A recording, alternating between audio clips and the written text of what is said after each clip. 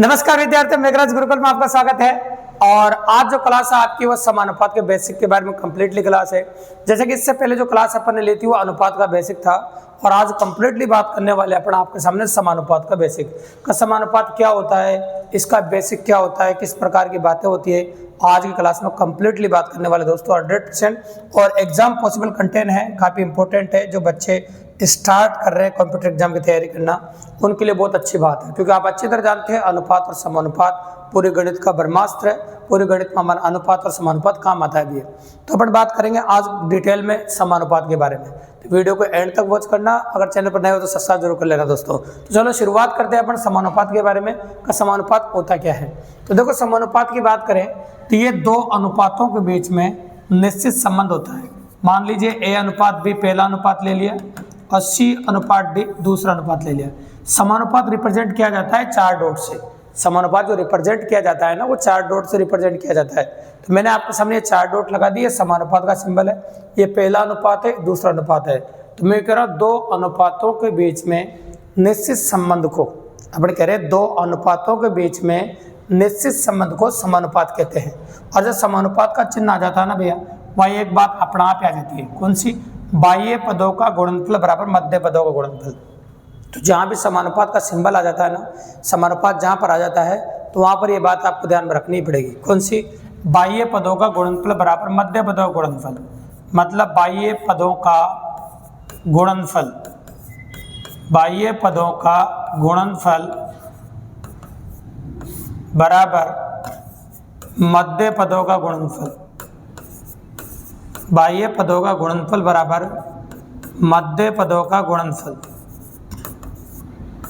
बाह्य पदों का गुणनफल बराबर मध्य पदों का गुणनफल, ये आपको ध्यान रखना पड़ेगा। देखो बाह्य पद कौन कौन से नजर आ रहे हैं आपको? ए और डी। तो बाह्य पदों का आप गुणनफल कर सकते हैं। मध्य पद कौन से नजर आ रहे हैं आपको? बी और सी। इनका आप गुणनफल कर सकते हैं। तो अपन ये देखा बाह्य पदों का गुणनफल बराबर मध्य पदों का गुणनफल। अब आपको यहाँ पर कितनी अज्ञात राशियाँ नजर आ रही है, अगर आप नोटिस करो तो कंप्लीटली 4 अज्ञात राशियाँ इसमें। और 4 अज्ञात राशियों की अपन बात कर रहे हैं। आपके सामने देखो टोटल 4 अज्ञात राशियाँ हैं। 2 अज्ञात राशियाँ ये, 2 अज्ञात राशियाँ, तो 4 अज्ञात राशियाँ हैं। तो एग्जाम में इन 4 में से कोई सी भी 3 अज्ञात राशियाँ दे दे तो आप निकाल सकते हैं। बिल्कुल सिंपल सी बात है ना। अगर 3 अज्ञात राशि दे दे, छोटी निकालना तुम्हारे लिए कोई बड़ी बात ही नहीं।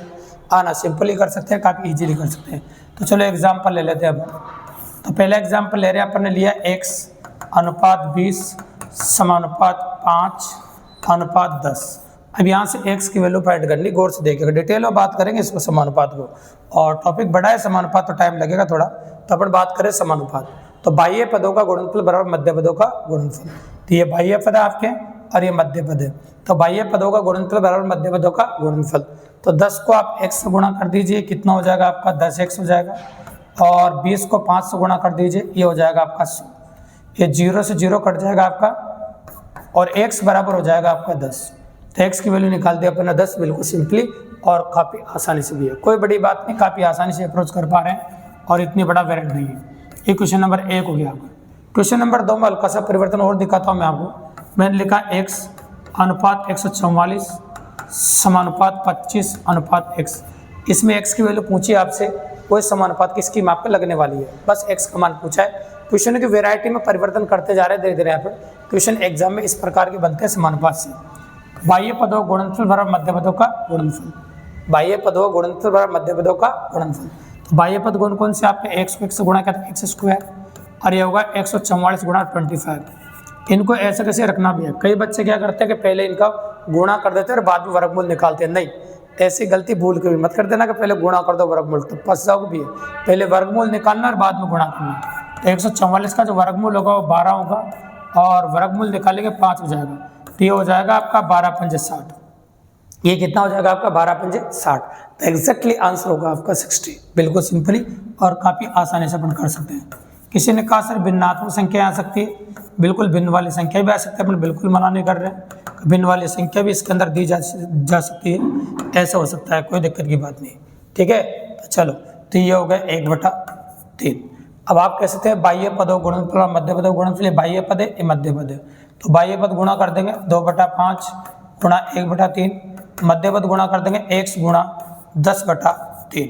ये मध्य पद भी गुणा कर दिया अपन ने। तो गौर से देखते जाइए। अब ये 3 से तो 3 कट जाएगा, देखो और 2 से ये कट जाएगा 5 बार, ठीक है। अब 5 को इधर 5 से कैसे गुणा कर देंगे तो ये हो जाएगा 1/25 और इधर बच गया आपका x। तो मतलब x की वैल्यू जो निकल के आएगी वो 1/25 आ गई। x की वैल्यू जो निकल के आ गई वो आ गई आपकी 1/25, बिल्कुल सिंपली काफ़ी आसानी से। मतलब ये x का मान आप निकाल पाए 1/25, जो आसानी से हो गया आपका क्वेश्चन नंबर 3 के अंदर। अब क्वेश्चन नंबर 3 जो आपका हो गया, इसके बाद एक और क्वेश्चन ले लेते हैं। तो किसी ने कहा कि सर दशमलव वाली संख्या भी हो सकती है क्या? बिल्कुल हो सकती है, दशमलव वाली संख्या भी इसमें खुद दी जा सकती है, कोई दिक्कत की बात नहीं।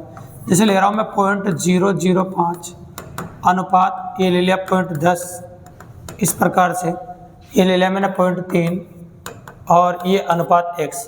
तो आप अच्छी तरह जानते हैं बाह्य पदों गुणनफल बराबर मध्य पदों का गुणनफल।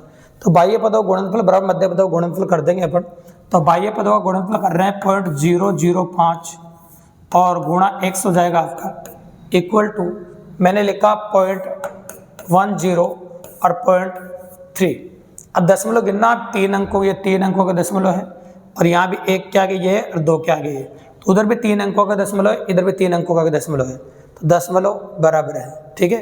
जब दशमलव बराबर है तो दशमलव का कोई रोल नहीं रहा, संख्या डायरेक्ट लिख दूंगा 5 गुणा x बराबर 10 गुणा 3, ये ऐसे कैसे लिख देंगे।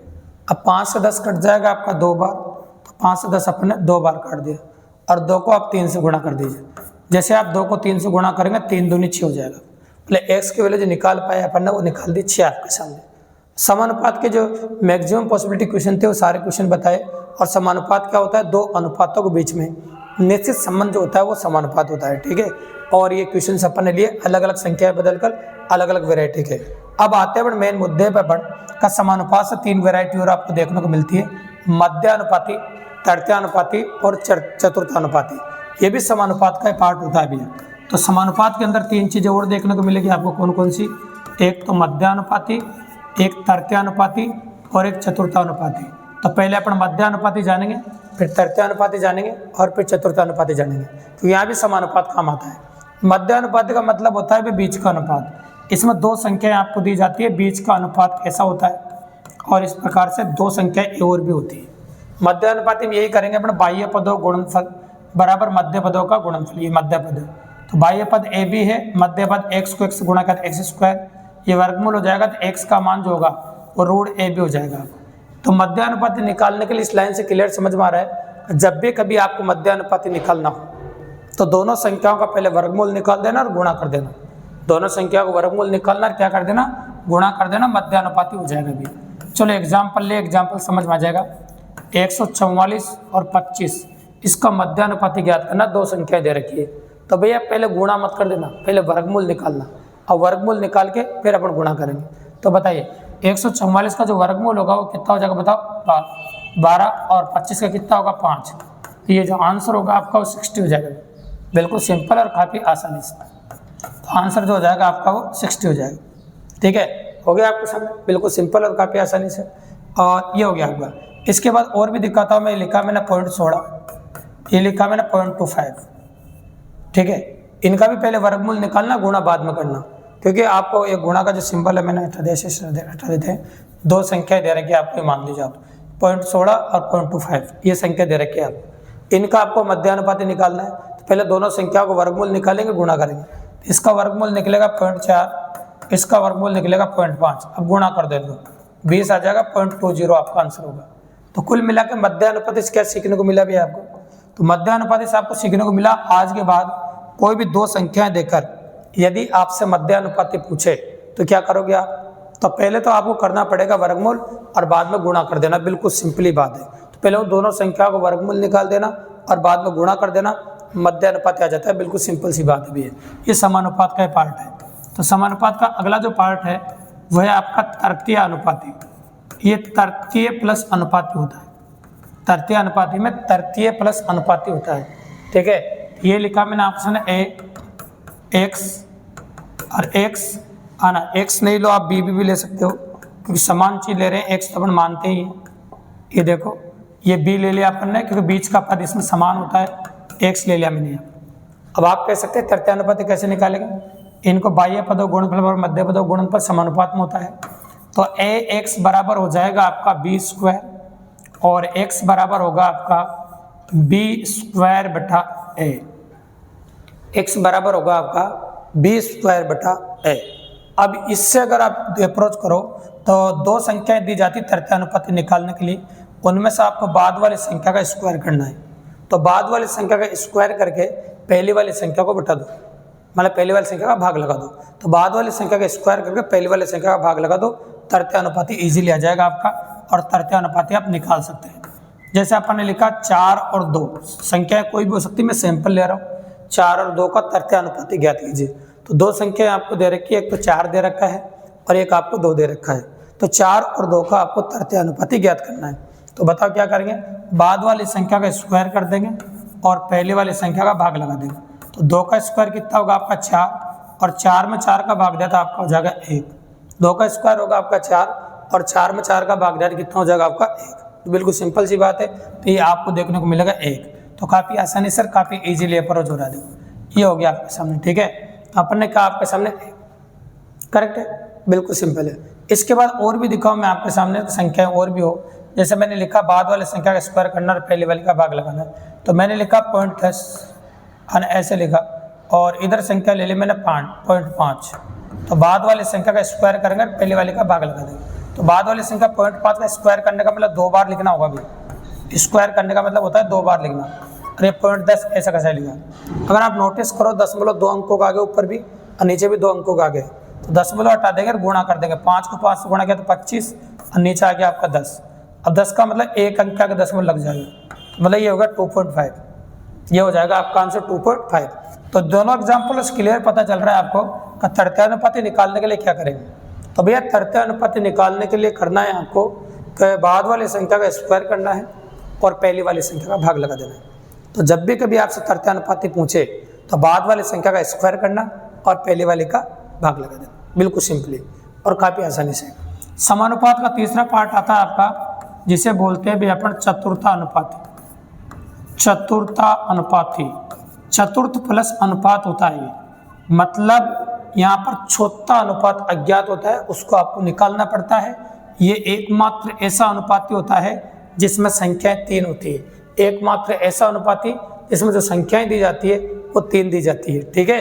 अब तक संख्याएं 3 कैसे दी जाती है, ए अनुपात, बी अनुपात, समानुपात, सी अनुपात x, ऐसे होता है। अब आप कह सकते हैं बाह्य पदों गुणनफल बराबर मध्य पदों का गुणनफल। तो बाह्य पद हो गया आपका x, मध्य पद हो गया आपका bc और x बराबर हो जाएगा आपका bc बटा a। x बराबर हो जाएगा आपका bc बटा a। तो बाह्य पदों गुणनफल बराबर मध्य पदों का गुणनफल। तो मध्य दोनों पदों गुणा कर देंगे, पहले वाले का भाग लगा देंगे, मतलब बीच वाले दोनों पदों गुणा कर दें और पहले वाले का भाग लगा दें। अब आपको 3 संख्या कोई सी भी दे सकता है, जैसे दे रखी 8, 4 और 2। इसमें आपसे चतुर्था अनुपाति पूछा है तो कुछ भी नहीं करना भाई, बाद वाली दोनों संख्या गुणा कर दो और पहली वाली संख्या का भाग लगा दो। तो बाद वाली दोनों संख्या गुणा कर देंगे और पहली वाली का भाग लगा देंगे। तो बाद वाली दोनों संख्या कौन कौन सी, 4 और 2, इन दोनों गुणा कर दे और पहली वाली संख्या 8 है उसका भाग लगा देंगे। अब 2 से 8 कट जाएगा 4 बार, ये 4 से 4 भी कट जाएगा तो आंसर आ जाएगा आपका 1। बिल्कुल सिंपल है। चलो एक और एग्जाम्पल ले लें क्योंकि दिमाग में एग्जाम्पल से क्लियर होता है। तो और एग्जाम्पल ले लिया मैंने 0.002, ये ले लिया 0.10 और ये ले लिया मैंने 0.3। तो आपको क्या करना है, बाद वाली दोनों संख्याओं को गुणा करना और पहली वाली का भाग लगाना है। तो बाद वाली दोनों संख्या अपन ने गुणा कर दी, ये लो बिल्कुल बेसिक है, और पहली वाली संख्या का भाग लगा रहे इस प्रकार से। अब आप नोटिस करो दशमलव कितने अंकों आ गए, तो यहाँ 2 अंकों आ गए, यहाँ 1 अंक आ गए, नीचे 3 अंक आ गए। तो दशमलव बराबर हो रहे हैं इसलिए दशमलव का कोई रोल रह नहीं रहा है। ऊपर 10 गुणा 3 लिख दो और नीचे 2 का भाग लगा दो। 2 से 10 कट जाएगा 5 बार, 5 को 3 से गुणा करोगे तो आंसर आ जाएगा आपका 15। तो भैया इन तीनों से क्या सीखा आपने, एक बार नोटिस करवा देते हैं आपको, गौर से देखिएगा। तो जब भी कभी आपसे मध्यानुपाती पूछे, याद रखिएगा, तो जब भी कभी आपसे एग्जाम में मध्यानुपाती पूछे तो दोनों संख्याओं का पहले वर्गमूल निकाल देना, फिर गुणा कर देना, और फिर तृतीयानुपाती पूछे तो बाद वाली संख्या का स्क्वायर कर देना और पहली वाली का भाग लगा देना, और चतुर्थानुपाती पूछे तो बाद वाली संख्या को दोनों गुणा करके और पहली वाली संख्या का भाग लगा देंगे। तो देखो चतुर्थानुपाती के साथ तो कॉम्बिनेशन बनता नहीं, लेकिन मध्यानुपाती तृतीयानुपाती में कॉम्बिनेशन में एक क्वेश्चन आ सकता है। तो कॉम्बिनेशन वाला एक क्वेश्चन दिखा देता हूँ मैं आपको, गौर से देखिएगा। चलो उस क्वेश्चन के बारे में बात करते हैं, कॉम्बिनेशन वाला क्वेश्चन कैसे आता है। जैसे 2 संख्याएं देता है आपको, आना जैसे मैंने लिया आपके सामने, कोई भी संख्या 2 ले लिया आपके सामने और दोनों संख्याओं की अप्रोच कर लेते हैं, ठीक है। तो 2 संख्याएं दे रखी, मान लीजिए आपको 16 और 4, ये संख्याएं दे रखी है आपको 16 और 4 दो संख्याएं दे रखी है। अब इनमें क्या पूछा आपसे, दो संख्याएं 16 और 4, स्पेशल क्वेश्चन है, कॉम्बिनेशन क्वेश्चन है। 16 और 4 के मध्यानुपाती और तृतीयानुपाती में अंतर ज्ञात कीजिए। आपसे पूछा 16 और 4 के मध्यानुपाती, एक तो मध्यानुपाती और एक तृतीयानुपाती, इनमें अंतर ज्ञात करना। तो पहले मध्यानुपाती तृतीयानुपाती दोनों निकालना है। तो जब भी कभी इस प्रकार का प्रश्न बने तो ऐसा हो सकता है भी। तो दो संख्याएं दे रखी है, एक तो 16 दे रखा है और एक आपको 4 दे रखा है। इनके मध्यानुपाती और तृतीयानुपाती में अंतर ज्ञात करना है। तो आपको मध्यानुपाती भी आना चाहिए और तृतीयानुपाती भी आना चाहिए। तो आपको मध्यानुपाती निकालना आता है भी। दोनों संख्याओं का वर्गमूल में गुणा लिखते हैं, आप अच्छी तरह जानते हैं। तो इस प्रकार से पहले वर्गमूल कर देते हैं फिर गुणा कर देते हैं, आपका मध्यानुपाती आ जाता है। तृतीयानुपाती में बाद वाली संख्या का स्क्वायर करते हैं और पहली वाली का भाग लगा देते हैं, ये तृतीयानुपाती में होता है। तो मध्यानुपाती में दोनों संख्या का पहले वर्गमूल निकालते हैं और गुणा कर देते हैं। तो पहले वर्गमूल निकालेंगे और बाद में गुणा करेंगे। तो इनका वर्गमूल निकालेंगे, कितना आएगा 4, इसका 2 आ जाएगा। तो 4 गुणा 2 हो जाएगा आपका 8, है ना, इस प्रकार से। ये तो आ गया आपका मध्यानुपाती। और तृतीयानुपाती की बात करें, 4 का स्क्वायर कितना हो जाएगा 16, और 16 में 16 का भाग दिया था, आपका बन गया 1। तो बताइए आपका तृतीयानुपाती हो गया 1 और मध्यानुपाती हो गया आपका 8। तो तृतीयानुपाती अपन ने निकाल दिया 1 और मध्यानुपाती निकाल दिया आपके सामने 8। और मैंने तुमसे क्या कहा था कि मध्यानुपाती तृतीयानुपाती दोनों में अंतर ज्ञात कीजिए। तो मध्यानुपाती तृतीयानुपाती दोनों में अंतर निकाल लिया और दोनों का जो अंतर है वो हो जाएगा आपका 7।